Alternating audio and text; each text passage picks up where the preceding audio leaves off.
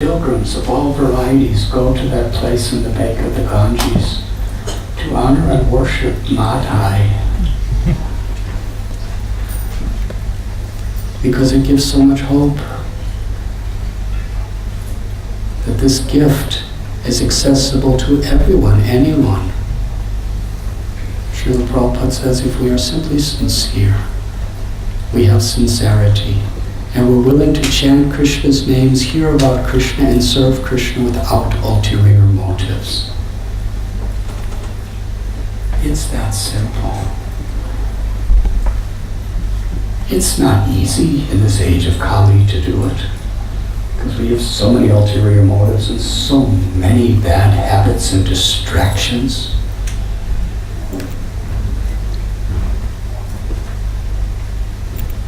But it couldn't be easier.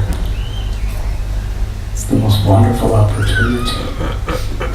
Srimad Bhagavatam tells that the age of Kali is the most worshipped of all times, because the compensation of mercy that Lord Chaitanya gives to give Krishna, to give Vrindavan Prem to anyone and everyone through this chanting, dancing, and seva is so special. And if we're simply sincere to do our very best, honestly, Krishna will give himself to us.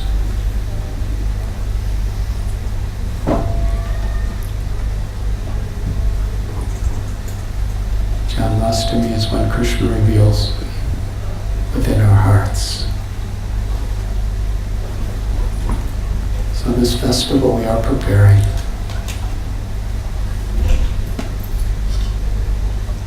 When Krishna was just a little child in Vrindavan, he captivated everyone's hearts. As a little baby,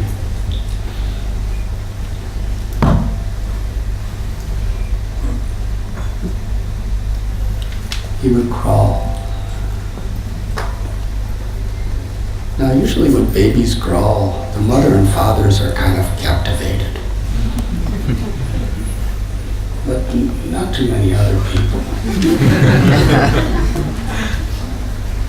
But when Krishna crawled, every single person in Vrindavan, their life was exclusively dedicated to making that little crawling baby smile. There was no higher pleasure. Can you make this direction, please? Go ahead, further.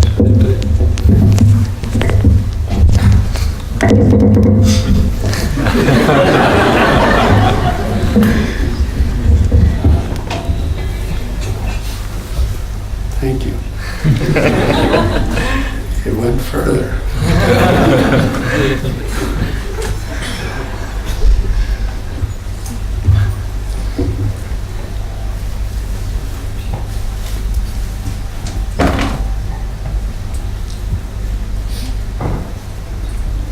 Last night we were discussing Parikshit Maharaj.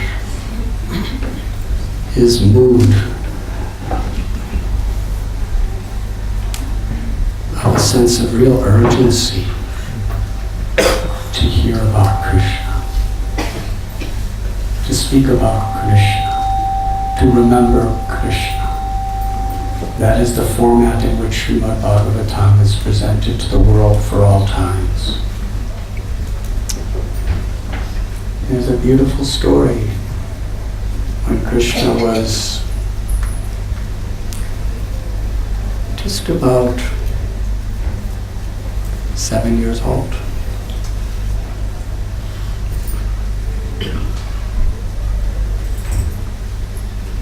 Just before the Govardhan Puja pastimes, I believe. Krishna and his cowherd boys were in the forests of Vrindavan. And that morning, actually, when I think about it, the chronology is Krishna had just stolen the gopis' clothes. That was early morning. So by the time the cowherd boys and everyone were together, they were very hungry. But actually, they were not feeling hungry. They were thinking Krishna and Balaram are hungry. And the nature of the reciprocation of love is you put your beloved before yourself. So when they saw that Krishna and Balaram hadn't eaten anything all morning, they really wanted Krishna and Balaram to have nice prasad. But if they said, Krishna, Balaram, we want you to have nice prasad, Krishna wouldn't be so inclined. Because Krishna loves his devotees more than he loves himself. So the Gopas, they said, oh Balaram, you are so powerful. And oh Krishna, you are the destroyer of all inauspicious things. We are so hungry. Please destroy the inauspicious hunger within our bellies.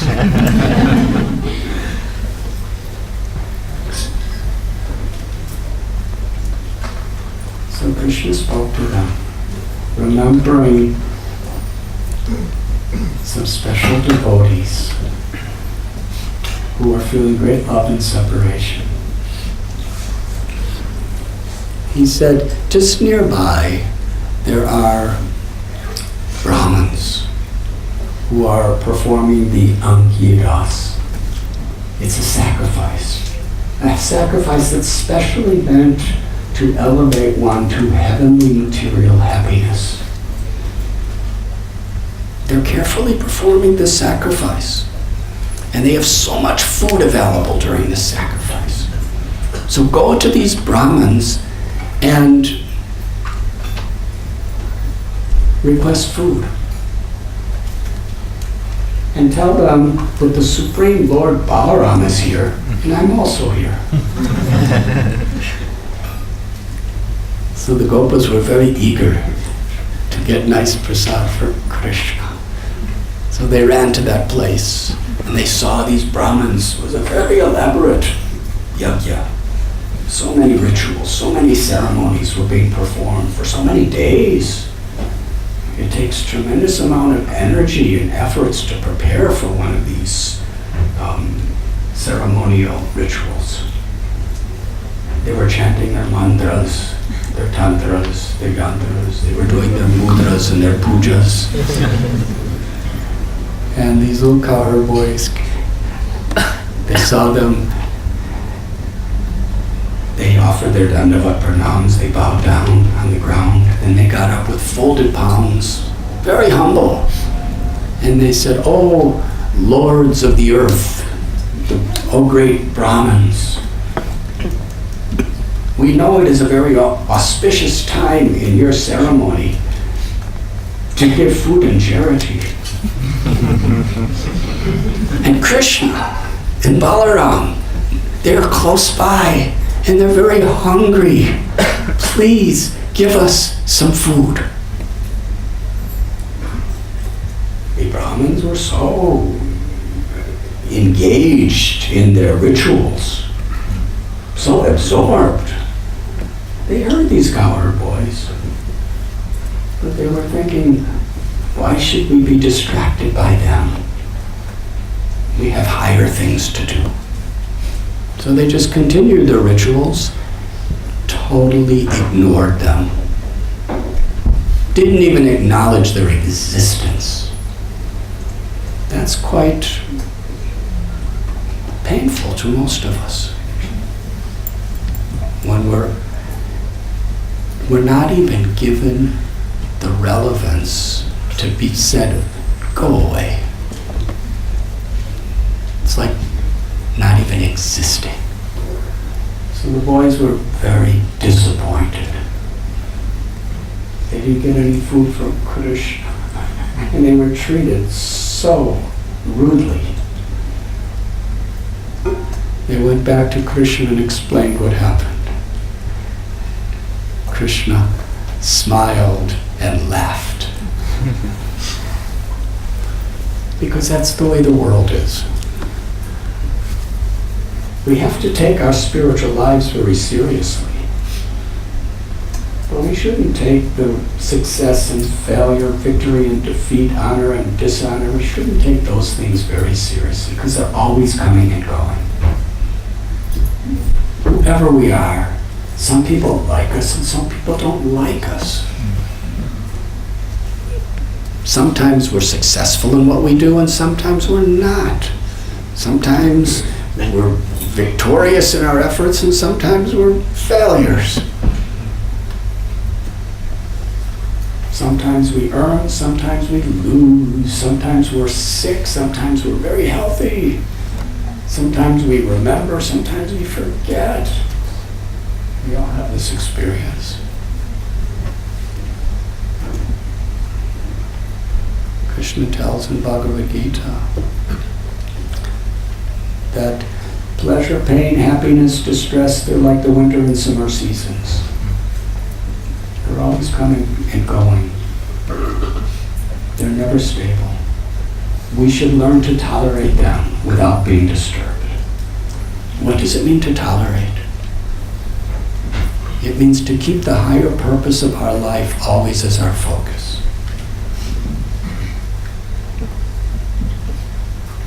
Jatayu fought against Ravana.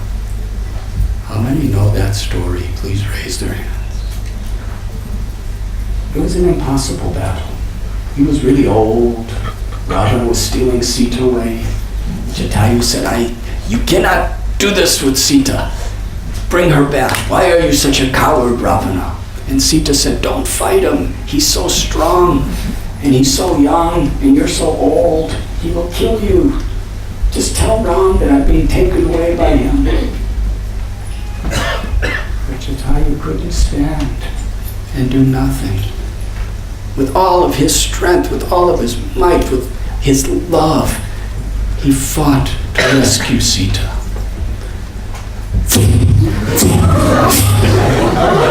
Ravana cut off his wings and cut off his legs, and he fell to the ground, bleeding profusely. And Sita ran and embraced him and cried, you have given your life just for me. And then Ravana grabbed Sita and left. So did Jatayu win or lose? He won. He lost the battle, but he won the war. Because he pleased Ram. Ram embraced him. Jatayu left his body with his head on Ram's lap, looking at Ram's beautiful, lotus-like face, seeing the tears of Ram's love and gratitude for him, chanting the names of Ram in the presence of Ram.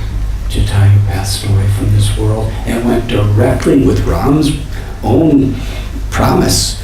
Today you will achieve the highest perfection of liberation, of to live eternally in my abode with me.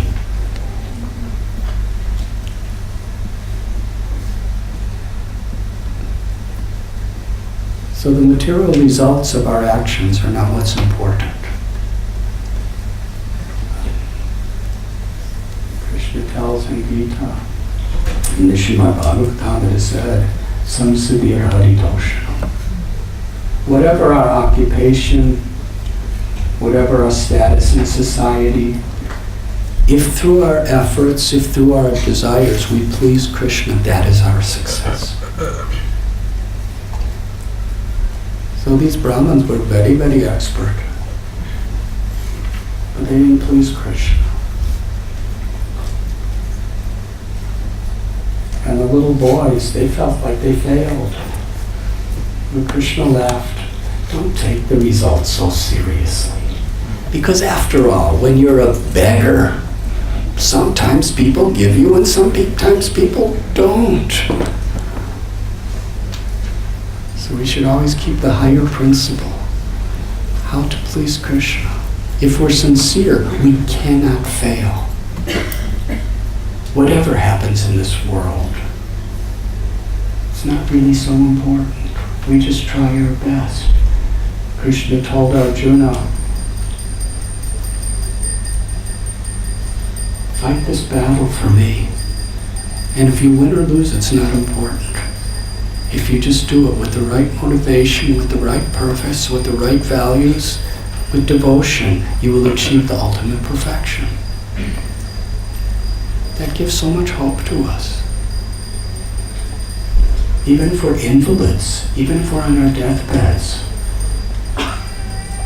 the doors to liberation are open to us if we just remember Krishna with gratitude and love.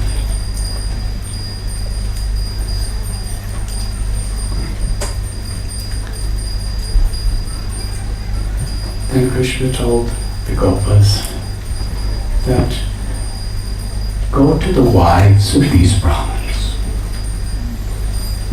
They are my great devotees. Ask them, just request some food. But don't tell them I'm hungry, because it will break their hearts too much. Just tell them that Balaram is here and I'm here, and that's all. And they'll just, naturally they'll bring food.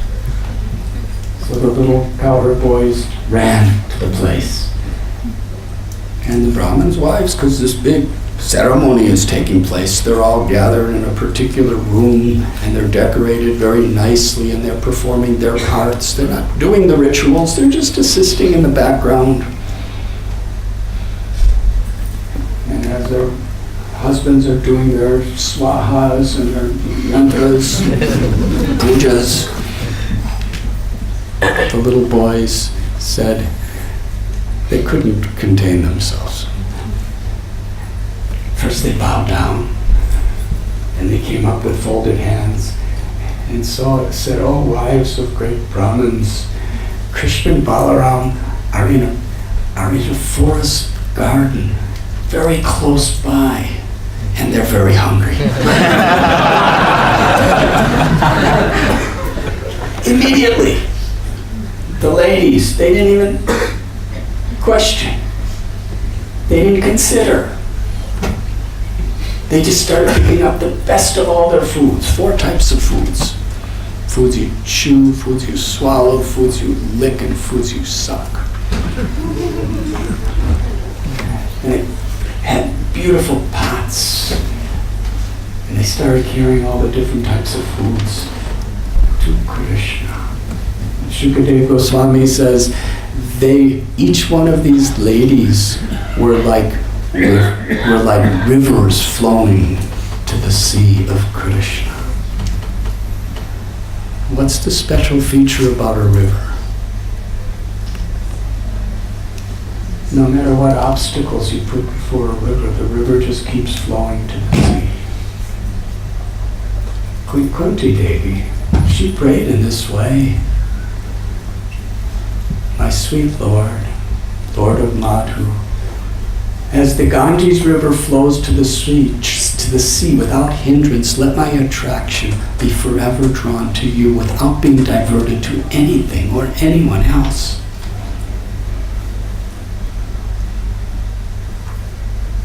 And as they were going with all this nice food, their husbands said, "Where are you going? We need you here." And their fathers were saying, "What are you doing? You can't just go." And their brothers were chastising, "Come back, come back." And even some of their children were saying, "What are you doing? Come back." But like the river to the sea, nothing could stop them from going to Krishna. The incredible quality of these Yagyapatnis. They never met Krishna. They never saw Krishna. They just heard about him from people who loved him. They would go to the little markets and the Brijabasis, like the flower sellers. They would be selling flowers or giving flowers, and they would be talking about Krishna. Talking about his pastimes as a little child, talking about his beauty with so much affection. Some people were selling bagel nuts talking about Krishna. All these people in the market and all of that was their joy, just speaking about Krishna, chanting the glories of Krishna, chanting the names of Krishna. And since they were very young, they were hearing about Krishna from these simple villagers, although they were very aristocratic Brahmins. They fell in love with Krishna by hearing about him. They fell in love with Krishna by sharing with each other what they had heard. And their love for Krishna was getting even deeper, remembering him, remembering the form that they hear about. Now today we not only have the Srimad Bhagavatam and Bhagavad Gita, we not only have Srimad Bhagavatam classes, we also have so many beautiful paintings of Krishna to meditate on. We have deities to meditate on. Just through their ears, they heard. And their love was increasing day by day, minute by minute, second by second. They were yearning, longing to be with Krishna, to serve Krishna, to express their love for Krishna. They were feeling immense separation. They didn't know if they would ever have such an opportunity. And now they hear that Krishna's asking them for some food. What could stop them? They had so much faith. They knew that Krishna is the Supreme Personality of Godhead, but they loved him beyond even that. They just wanted to make him happy. As they were coming through the forest, near the bank of Yamuna, they happened to see through a clearing of trees and bushes, there was Krishna with Balaram and his friends, laughing and joking and strolling along the riverbanks. And then Krishna stood before them. What did they see? They heard about Krishna. They loved Krishna. They were feeling deep separation from Krishna. And now they were seeing Krishna face to face with their eyes. Through their eyes, they brought Krishna to the very core of their hearts, where their souls reside. And there, Krishna embraced them, and they embraced Krishna. And all their separation was relieved. All their desires were completely fulfilled. Krishna was standing. His complexion was dark like a monsoon rain cloud. His clothes were golden, like resplendent lightning. He had natural minerals of Vrindavan decorating his body, and little twigs and flowers all over him.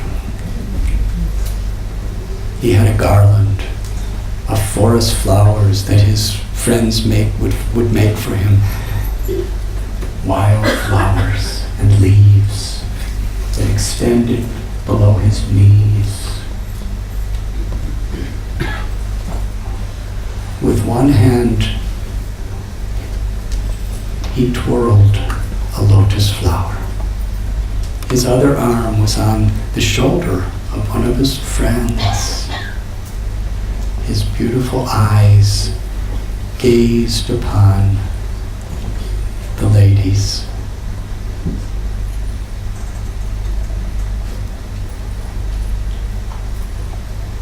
He had lilies hanging from his ears, and his incredible hair, which was like clusters of silken black, were curling around his cheeks, which were like resplendent full moons. He smiled upon them. It was the ultimate perfection of all of their desires. And then Krishna spoke. Swagatam. It's the first thing he told them. I offer you an auspicious welcome. Please sit down here in this comfortable forest. It is very auspicious that you have come today, and it is completely appropriate because the only true peace and happiness of the soul is to awake an unmotivated, uninterrupted, loving service to me.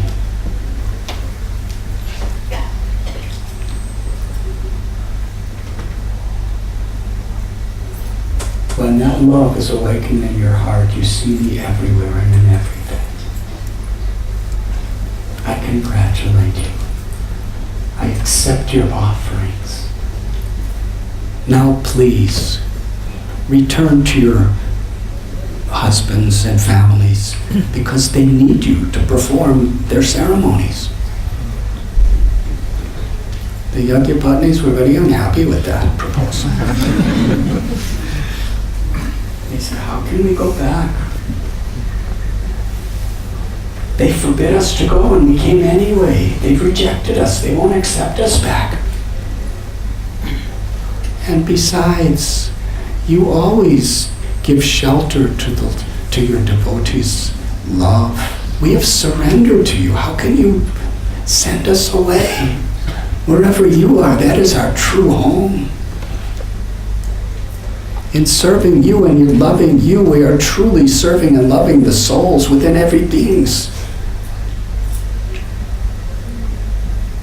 They didn't give this analogy, but it is there, which is in harmony. That when you water the root of the tree, all the leaves, flowers, twigs, and branches are satisfied. So we are surrendering to you, to please you, to love you. Therefore, that's the best way of loving our husbands and our wives and our husbands and our fathers and our brothers and everybody else in creation.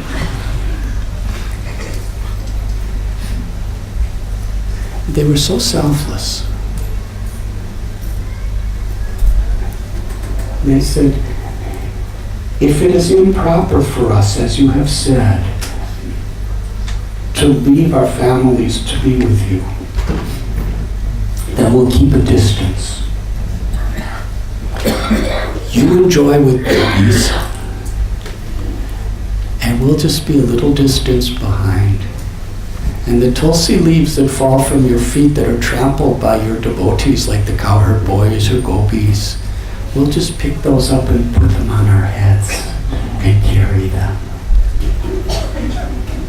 In other words, all they wanted, even in the most insignificant way, was to be the servant of the servant of the servant of the Lord, for the pleasure of the Lord. They wanted nothing for themselves. They were willing to relinquish the highest position of being Brahmins performing yagyas under the protection of such an environment, just to render the most menial, indirect service for the pleasure of Krishna. And Krishna told them, he said, it is not by physical proximity that one attains me. It is by remembering me. By remembering me in separation, you will achieve the highest perfection, as you have already been doing. By hearing about me, by seeing the beautiful form of my deity, by meditating upon me, and by chanting my names and glories, just as you've been doing. That is how you will achieve higher and higher perfection of love for me. And that is what will please me. not physically being with me. Now go back, and everybody will accept you with great happiness when you return.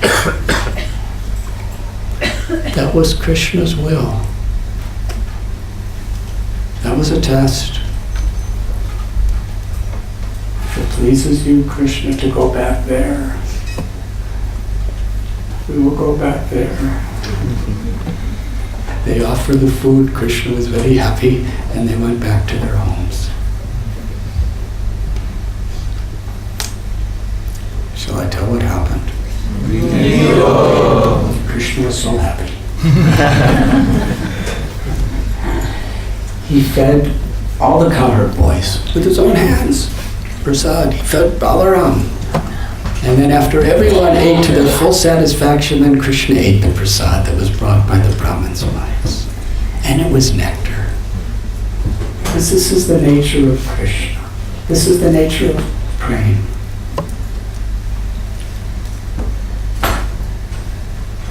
Krishna wanted to share the love of these Brahmins' wives, the surrender, the pure offering with all his devotees.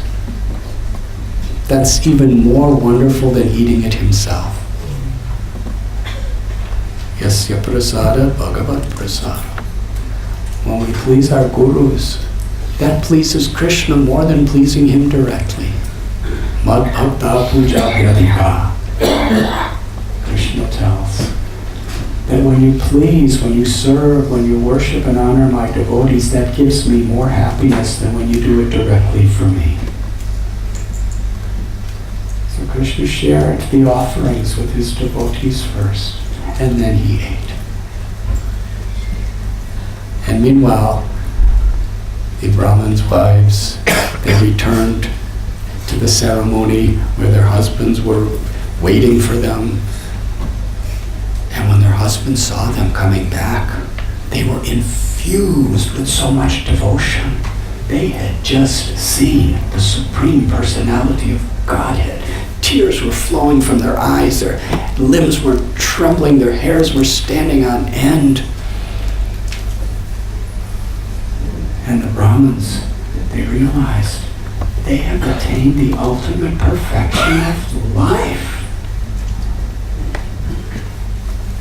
And look at us. We missed the opportunity. Just by associating with their wives, they could understand now who Krishna was. We thought he was just an ordinary person. That's the importance of associating with devotees.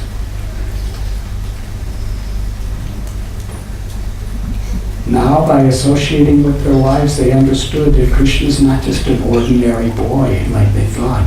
He's the supreme truth.